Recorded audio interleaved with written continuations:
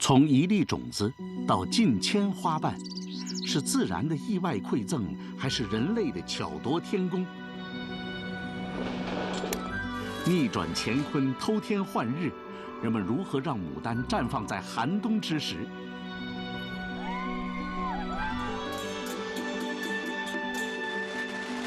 最负盛名的花后卫子，又是如何消失在历史之中？层层破解，次次探寻，第一次全面解读国民之花牡丹的传奇。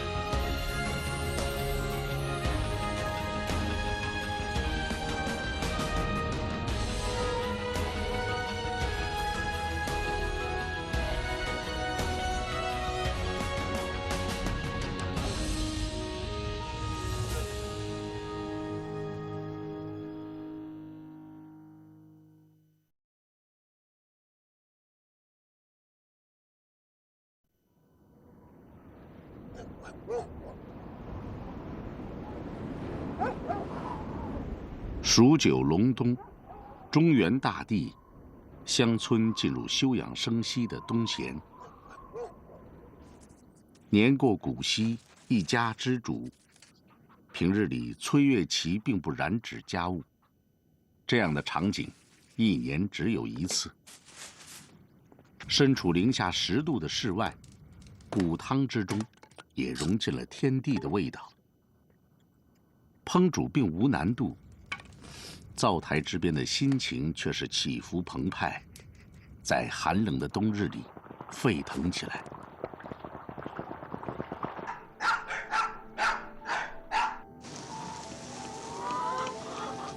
精心熬煮的牛骨汤，浓郁鲜香。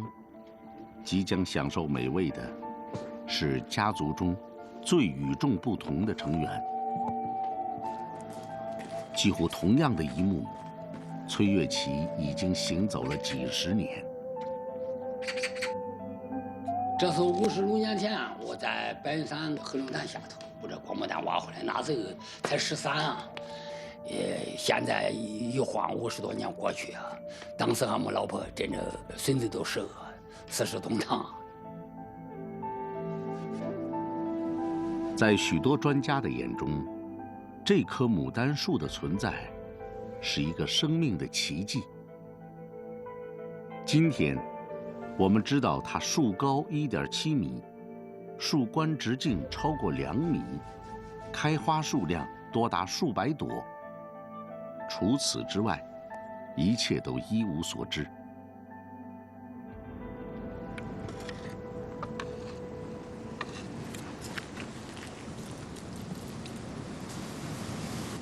冬令进补，这是崔月琪对于这株牡丹的奇妙想象。老崔眼中，这棵牡丹树体型过于巨大，普通的施肥远不能供给充足的养分。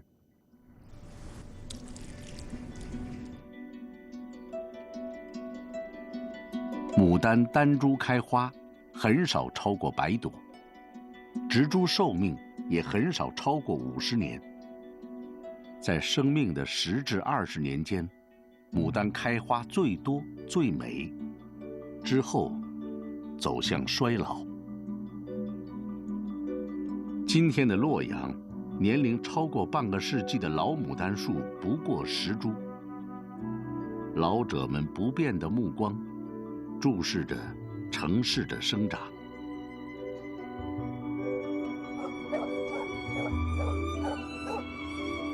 老崔是位木匠，沉默寡言，乡亲们都称他为崔老妹儿。以自己的个体生命崔老妹儿见证了这株牡丹仅有的2段历史：在山野之中与天地同生的未知时光，家中与自己朝夕相伴近1个甲子的岁月。以此推算，这棵牡丹接近人类200岁的年纪。这回可说跟命一没，跟带孩子们也没有带着这回这钱。不管浇水下雨、刮风下雨，一打呼噜，一下雨下冷子那半夜黑就起来抡井石，那抡干嘛？那你没办法呀。这背后的辛酸，那只有我敢知道。这是生命的色彩，平静中暗潮涌动。庭院中的牡丹正蓄积能量，它和崔月琪都在等待来年的那个时刻。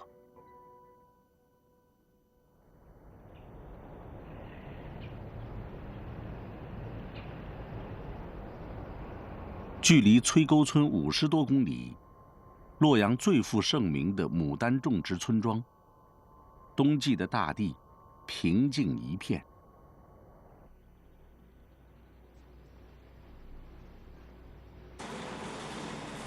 魏祝新，土桥村赫赫有名的花农。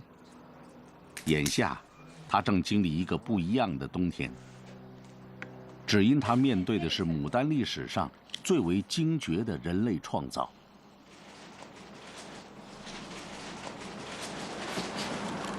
什锦牡丹，将不同的牡丹品种嫁接在同一植株上，精细程度犹如器官移植。什锦牡丹成功率极低，存活是第一道难关。之后，品种不同的牡丹还要同时开放，展万千之美的视觉奇观。这样的自然艺术作品，凭借的是花农的技术和想象。我从17岁接触牡丹，到现在也是25、6年。这搞什锦牡丹在洛阳来说，也是数一数3种颜色以上叫什锦牡丹。可是我搞这个呢，是搞5种花以上，5、6个品种开花的时候，它会一起开。直至春节，近100天时间里，除了精心制作120盆什锦牡丹，魏祝新还要与14000盆洛阳牡丹一起，远赴牡丹无法生长的广州，举办这里历史上最大一次花展。这是一个花农事关荣誉的挑战。老魏期待家乡春天的盛景，也能绽放在遥远广州的春节。几经选择，伴随他南下的牡丹，都是与洛阳相生1000年的历史名品。时至今日，用于观赏的牡丹已近1300种，千姿百态。然而，人们脑海中的牡丹形象，却几近相同。花瓣密集，层层叠叠。当人们面对这些重瓣的牡丹，很少有人知道，山野中这朵花最初的模样。自单瓣而始，一路走来，其中有的是来自自然深处的神秘。被爱花之人与庭院精心栽培，舒适的环境麻痹了牡丹于崇山峻岭间直面生死、积蓄能量、时刻准备繁育后代的天性。它用于繁殖的花蕊，也悄然演化为花瓣。在生物学上，这种因营养丰盛而引发的变异，叫做花蕊瓣化。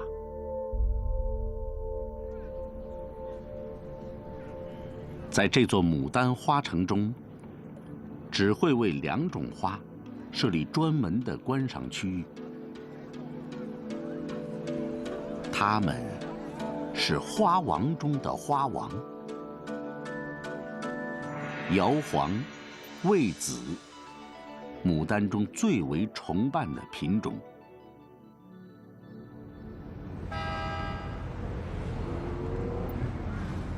这是一段从未停止的生命追寻。洛阳最大的牡丹交易市场，花开之时，60岁的张淑玲总会如约而至。来，你好。我只是看看，我也不要，你别怕，我给你要走了。就是没有，买完了。哎，那你都不给自己留一颗？你这有啊？是不是你那地里舍不得留的，舍不得给俺们看看？30多年，只为寻觅一株真正的魏紫。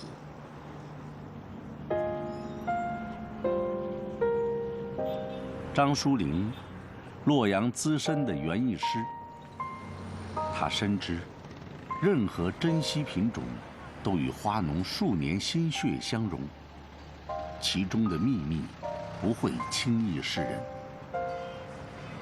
他也深知，魏紫这株传奇之花，在今天只是一个传说。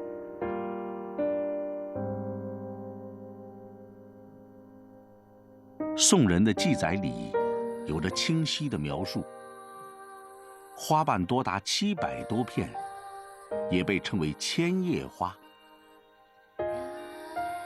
魏紫，仅仅一个名字，就足以让芸芸众生为之倾倒。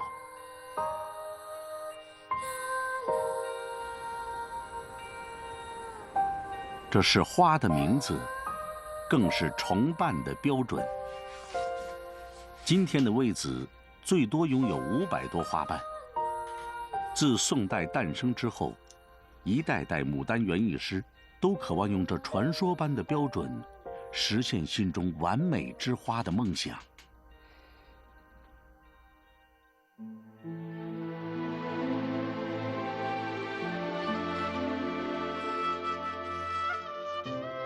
平行而汇聚的伊河与洛河，孕育出城市独有的气质。洛阳地脉花最宜，牡丹尤为天下奇。欧阳修在《洛阳牡丹记》中写下这样一笔：这里的泥土，在科学的目光下，有着别处没有的5种微量元素。牡丹在天赐的这片土地上绽放美丽，来到人们面前。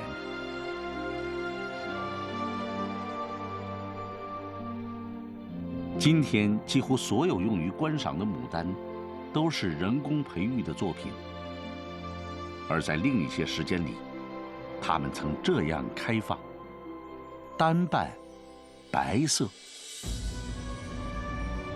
人们醉心于仪式般的体验，沉迷在一次次探索里，塑造出牡丹重瓣之美，成就了洛阳牡丹甲天下的美誉。许多年前的宋代，一天，花农们屏息凝神地面对一朵仿佛来自天外、完全重瓣的紫色牡丹。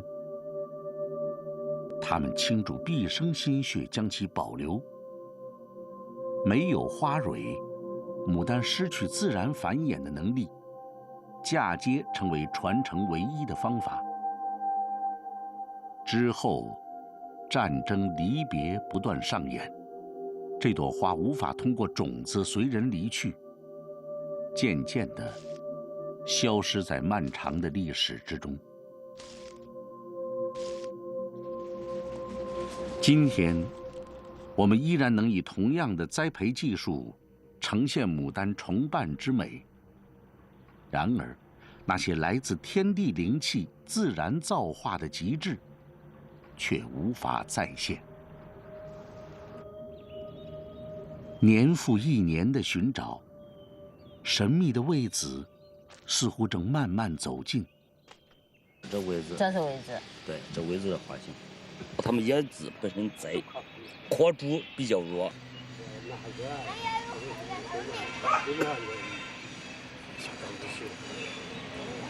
应该对，我看这一颗还是很像。往这下边层次的往那边地还有。好，你那边的还有几颗？好啊。国外品种你想要啥？名花无价，换花是唯一的途径。金戈这些我都不缺，开往金戈你不缺，我有金刀。金刀我不缺。那你没事，这2天我那会儿开的正好的，你去看看。我跟你张工，我跟你说，你看他，比方说这火炼金丹啊，千禧飞，用自己最珍贵的品种，张树林换回了一株今天的位子。但他发现，花瓣的数量远远不够标准。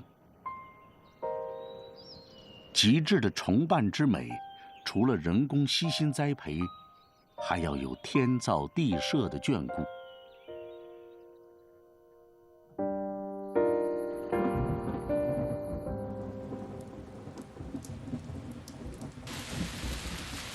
9月，暴雨带来一群不速之客。看上去毫无杀伤力的软体动物，在它们细如针尖的口中，拥有着26000多颗的牙齿。正为过冬积蓄养分的牡丹，面临着一场劫难。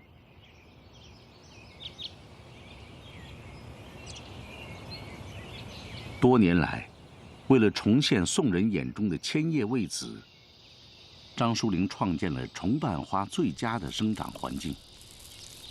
这片100多平米的实验田里，优质的土壤、丰厚的营养，带来了花朵的枝繁叶茂，也吸引了数量惊人的蜗牛。这也是古人培育味子的历史身影。即便得到天地钟情，他们的付出，今天人们也难以想象。四季交替，花谢花开，暑往寒来，年复一年。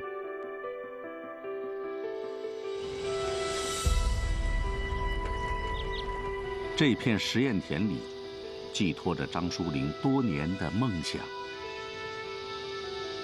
他知道，历史上多达700瓣的花后味子，已很难重现人间。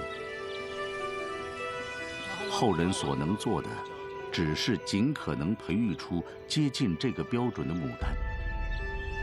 对于自己的味子，张树林为它取名“老君子”。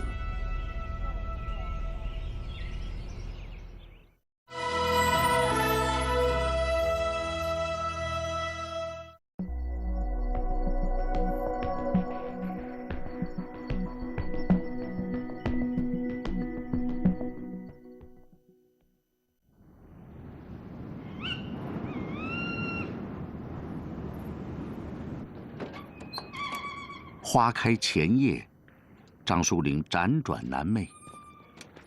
这片土壤，种着他30年的梦想。眼前这些培育了10多年的老君子，寄托了他又一次的希望。老君子，他让老君炼丹的过程是一个漫长的过程。炼丹炉来炼丹的时候，不是红红火火，红的发紫吗？但是我觉着牡丹这个品种呢，培育它的时间可能比炼丹时间更长，所以给它叫老君子。现在阳光太好，会把咱的牡丹晒蔫了。看来是吧？上午10点，夜间微微绽放的牡丹，此时已经完全张开了花瓣。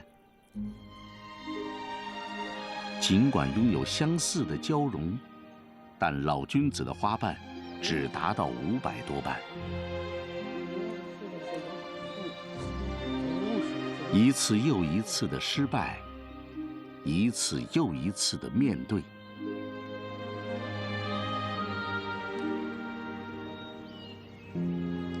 这些花粉来自从花农手中换回的味子，选择与自己精心培育的老君子异花授粉。这是一段重新开始的漫长过程，也是一位园艺师永不熄灭的寻梦之旅。最早要3到5年开花，你才能发现3到5年才能知道里头有没有接近老位子、花形花色的新植株、个别单株。选到这样的单株了，还要3到5年形状稳定，形状稳定了还要3到5年繁殖到一定的量。今年我已经60岁了，我希望还是在我的有生之年，我能把位子、老位子最接近老位子的品种能育出来。千百年前，同样像张书玲这样的园艺师，造就了无数奇异的牡丹名品。当宋代文豪欧阳修来到时，留下了2700字的《洛阳牡丹记》，其中记载的一个个花的名字，伴随着牡丹赢得了前所未有的地位。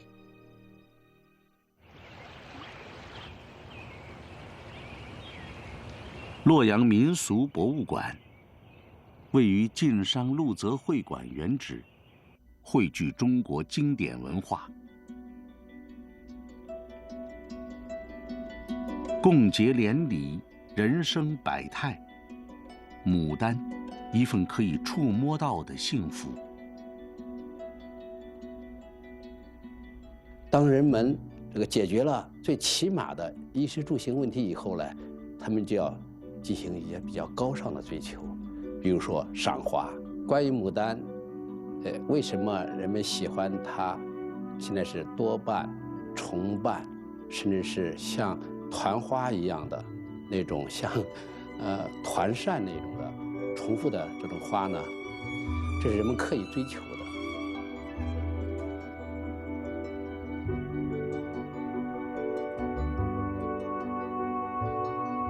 对繁复的独特审美，这也许是千百年来人们不断追求重瓣的动力。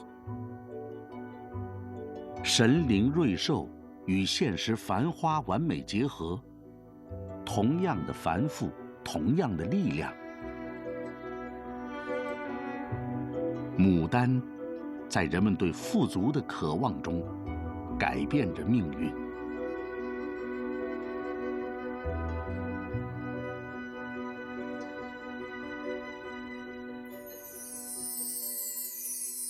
距离洛阳890公里，牡丹在中国最北部的生长地，正以另一种视角讲述成长的故事。春暖花开，18岁的魏燕妮正从兰州的大学回到她出生的村庄。10几年成长中的每一个细节，被不同的形式印在她的记忆中。长辈为即将参加考试的孩子亲手写下美好的祝愿。温暖的气氛中，是牡丹默默的注视。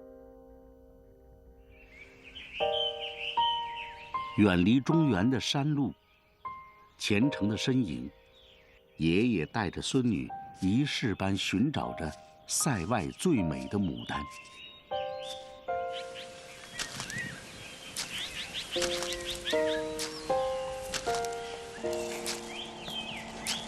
爷娘，来，给咱挂菊花来。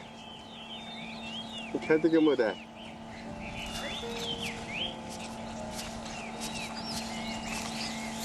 你看，让这个富贵平安的配挂上。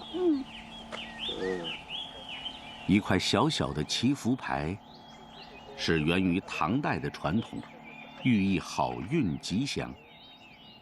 它的背后是传世千古的历史名句。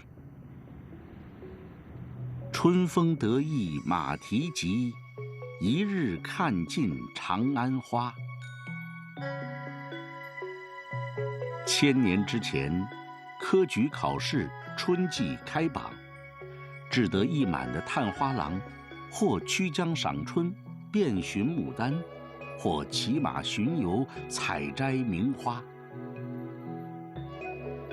在貌似游戏的仕途仪式上，宣泄10年寒窗无人问，享受一举成名天下知。人生的巅峰时刻，牡丹紧密相伴。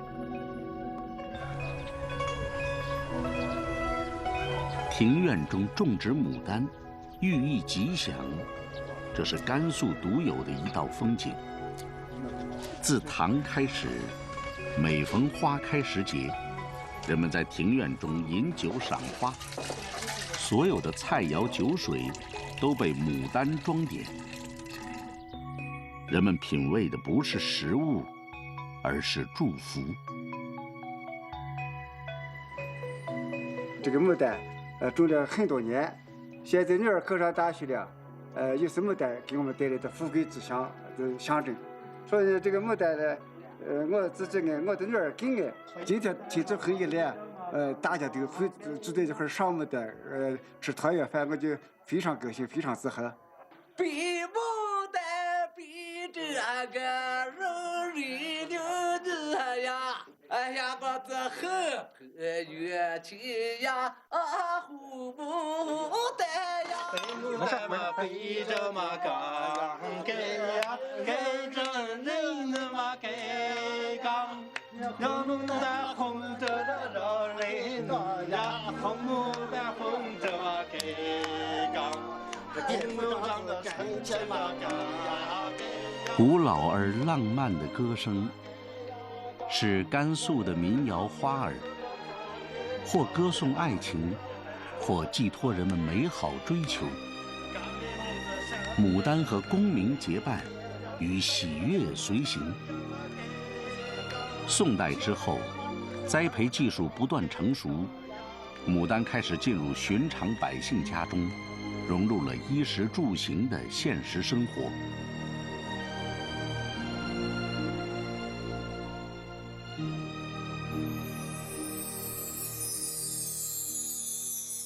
台北距离洛阳2000公里，秉承中国传统文化，怀旧是这个城市最初的印象。每天清晨，在中山纪念堂广场，充满了台北人休闲的气息。这是一首台湾人耳熟能详的《牡丹之歌》，传唱至今已半个多世纪。每当旋律响起，刻着岁月的面孔总会随之翩翩起舞。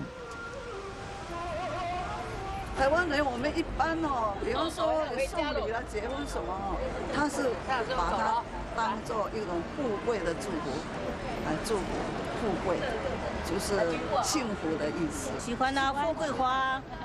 它样子呢，像什么？很高贵啊。好高贵。高贵。高贵又美丽。像它。穿越大地，花开中国，牡丹的情感传递的是一份共鸣。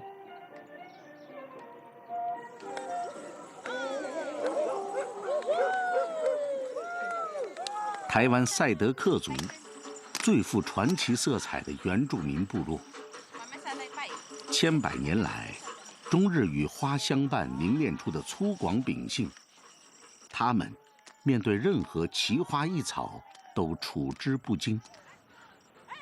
2013年，洛阳牡丹第一次远赴台湾，第一眼的相遇，就让海岛大山里的子民被深深征服。或许正是第一眼的喜爱，将人与花的命运紧密相连。之后的漫长时光，北往南来的商贾和百姓，自中原这片大地，将牡丹传遍中国。人们美好的愿景，也留在了对牡丹不变的热爱和不休的改造中了。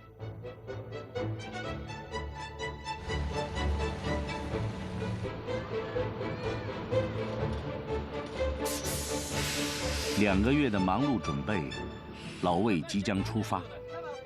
寓意吉祥的牡丹，也令花农犹如吉祥的使者。荣誉和使命，让老魏怀揣梦想。他希望以自己最大的努力，为广州带去祝福。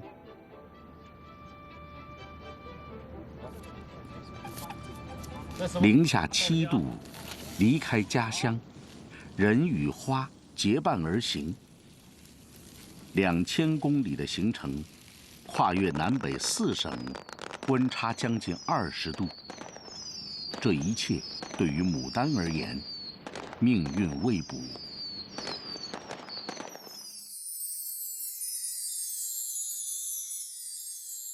广州，气候炎热潮湿，终年花卉常开，中国的花都。对于性喜干燥的牡丹来说，这里也是最不适宜生长的地方之一。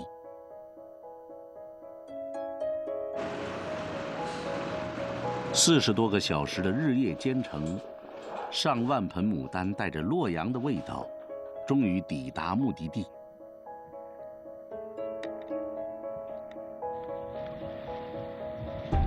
2宿未曾合眼的魏祝新，内心忐忑不安。他最担心的事情，还是发生了。最为娇弱的120盆什锦牡丹，损失了近1/3。哎呀，这个你看，这个从洛阳运到广州这2天时间，你看有这些花来，你看现在都有点这个枯了。现在这个看上去的话是比较严重。3个1000平米的温室被迅速搭建。自然状态下，牡丹春末花开。春节之时，要在广州呈现史无前例的花海盛景，老魏将采用特殊的手段。他需要模拟自然气候环境，调节植物生长周期，将正值冬季休眠的牡丹提前唤醒。这种方法被称为催花。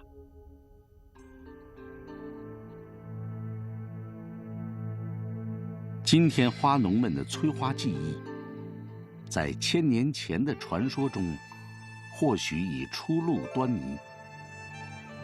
相传武则天曾诏令百花冬季盛开，唯独牡丹未向女皇俯首绽放，于是武皇怒贬牡丹，流传至今。古老的故事，也许正是一场失败的催花经历。直至数百年后的明代，这项技艺的成功才有了明确记载。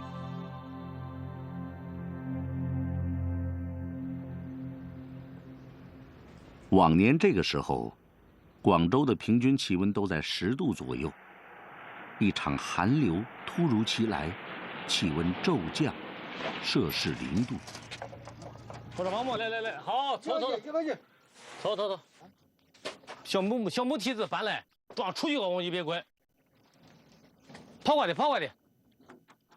植物开花的秘密，在于积蓄足够的温度和时间，来供给生长所需的热量。这个自然过程被称为有效积温。风云突变，始料未及的降温，延缓了牡丹的生长，也打乱了老魏原本设定的花开节奏。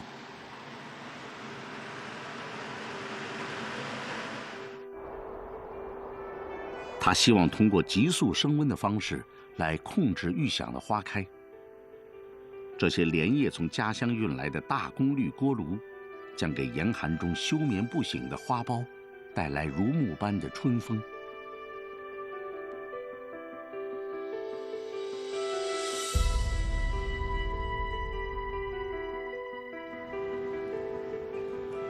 寒流毫无征兆地退去，气温戏剧般的回升，令之前的人工加温成为意外的灾难。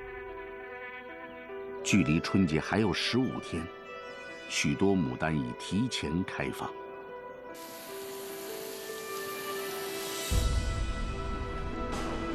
变幻莫测的气候，挑战着老魏的智慧。为履行花开的约定，他不得不想尽办法。对，好，对，往这捡来。来，1、2、3。不行，快点来，把你点来都放了。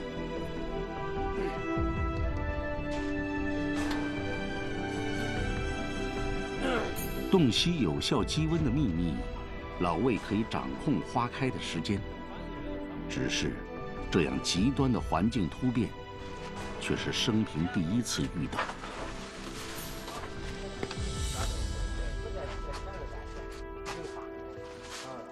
冰与火的洗礼，人与花都面对未知的明天。顶不到春节了，现在离春节还有10天时间了。心疼人，真心疼人。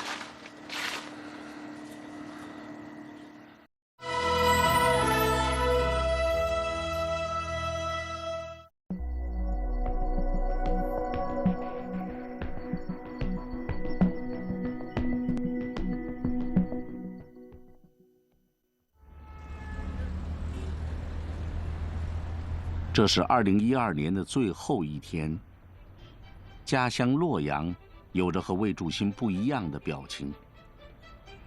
这里正喜气洋洋，等待明天、来年的红红火火。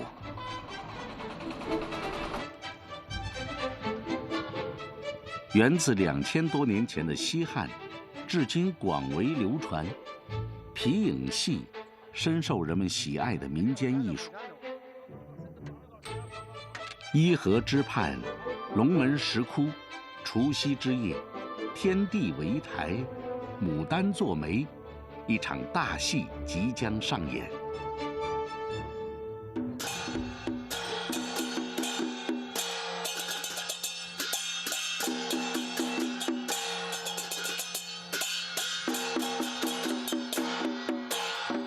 这出名为《牡丹赋》的皮影戏，讲述唐朝2位宰相李德裕与舒元瑜同以《牡丹赋》为题咏颂这朵花的故事。看不但看得我心潮喷呐，哎呀！哎，当年文价钱，徐元瑜徐大人也曾做过一篇《牡丹赋》。舒元瑜出身贫寒，李德裕锦衣玉食，相隔7年，2人位列臣子，终成帝国宰相。截然不同的人生际遇，面对同一朵花，他们一样的赞叹，不同的感慨。眼中的牡丹成为现实的文字，和2位宰相最好的寄托。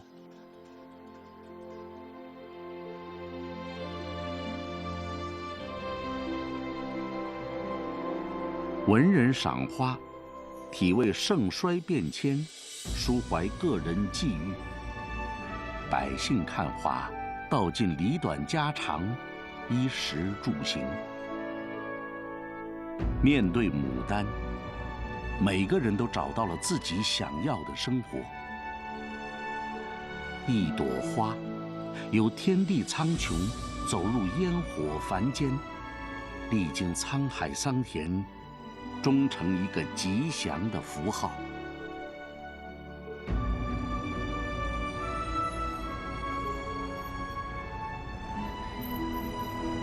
春节，中国人最重要的节日。人们相信，无论之前经历了怎样的辛酸，在新的一年都会过去。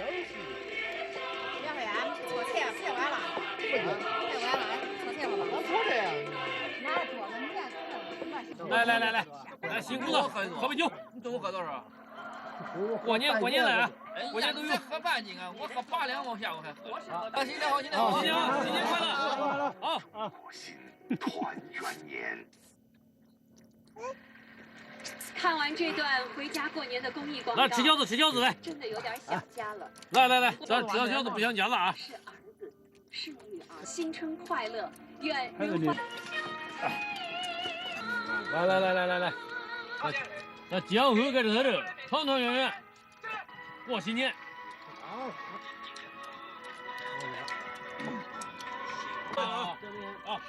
14000盆牡丹，只剩6000盆按时开放。为保证花展，2000盆牡丹从洛阳运来。眼前这些花，带着牡丹花城的气质和遥远的祝福。与老魏在平静中激动地等待明天花开之时。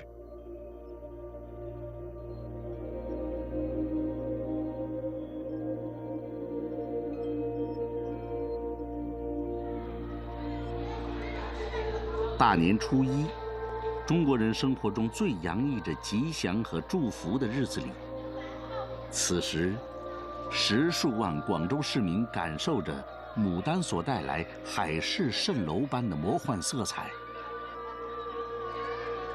眼前的这一幕，令每个人看到了真正的国色天香。最初的120盆什锦牡丹，最终只有2盆盛开，花开仅仅3朵。这2盆奇迹般的生命聚焦了人们的目光，或许老魏能感到一些安慰。在这里这样见到我是很幸福的，很运气真好。好烟红嘞哦，红的很重哦，国色天香了。花开富贵嘛，对，好意头。南方人也比较少见。这牡丹太富贵了，牡丹是生活也好了，富贵了。就跟牡丹一样。牡丹吉祥嘛，对吧？对，天香啊，对，这么有名的花怎么不看呢？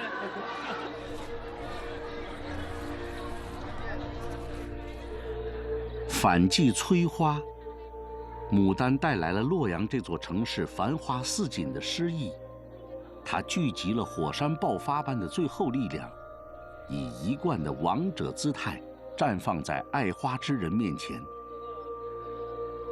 但很少有人知道，这一切结束后，牡丹再难回到自己的故乡，它们化作天地的精灵，留下最美的花开，挥之不去。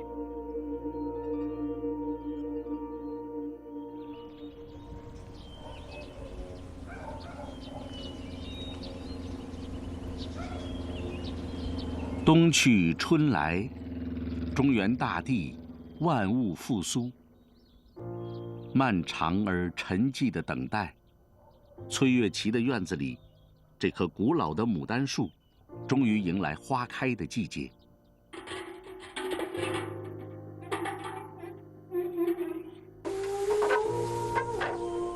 每隔3到5天，老崔都要用井水为刚刚吐露花蕾的牡丹补充水分。他坚信，唯有天地之水才是最好的滋润。这棵陪伴老崔半个多世纪的牡丹树，在又是一年的花开之时，绽放出了整个春天的容貌。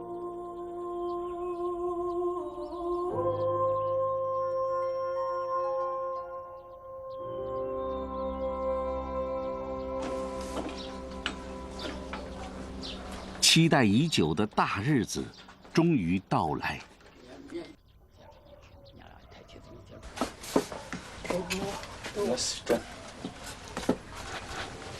找着两把歌厅。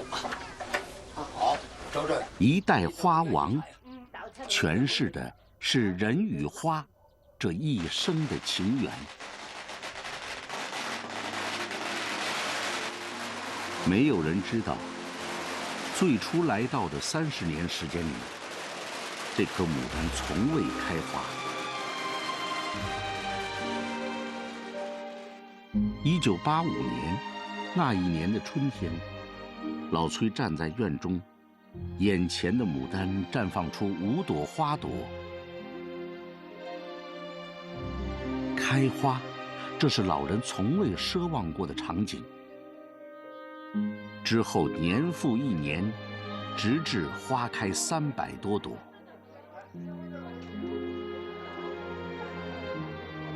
300多朵啊，350多，350啊。我从宜川来，他是从洛阳过来。哎呀，这不远啊，就是想来看陈家爱花来啊，就是听见这花有名，专门跑来看。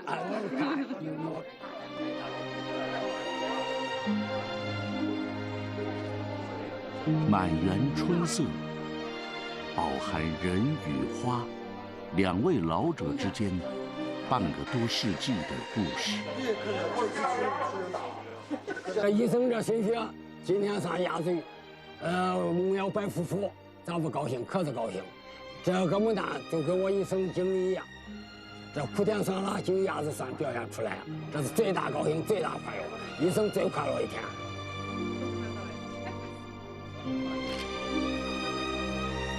每次的花开都被镜头记录，老崔的眼中，这才是真正意义上的全家福。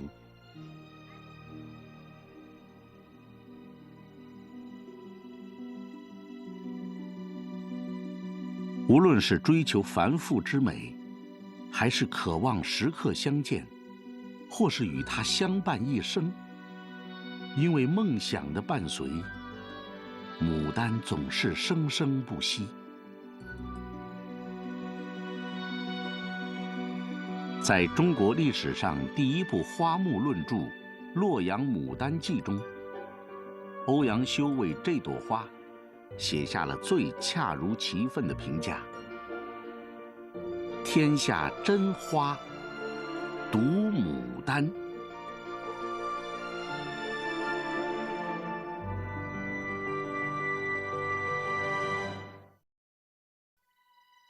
古老的中国之花是怎样走出神秘的东方，又是如何开遍整个世界？从未被触碰的一株牡丹里，究竟有怎样不可泄露的天机？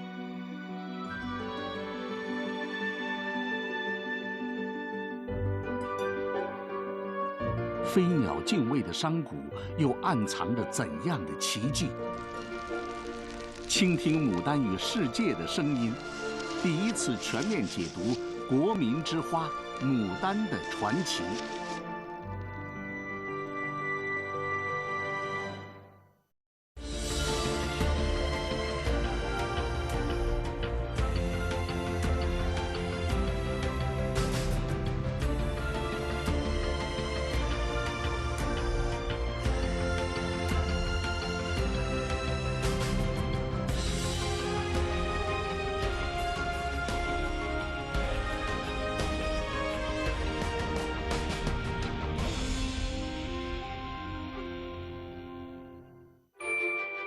长达1年，横跨中国，150多个拍摄地点，行程40多万公里，敬畏自然，讴歌劳动，用影像寻找美食，品味美食背后的故事。《舌尖上的中国》第2季，中央电视台纪录频道诚挚奉献。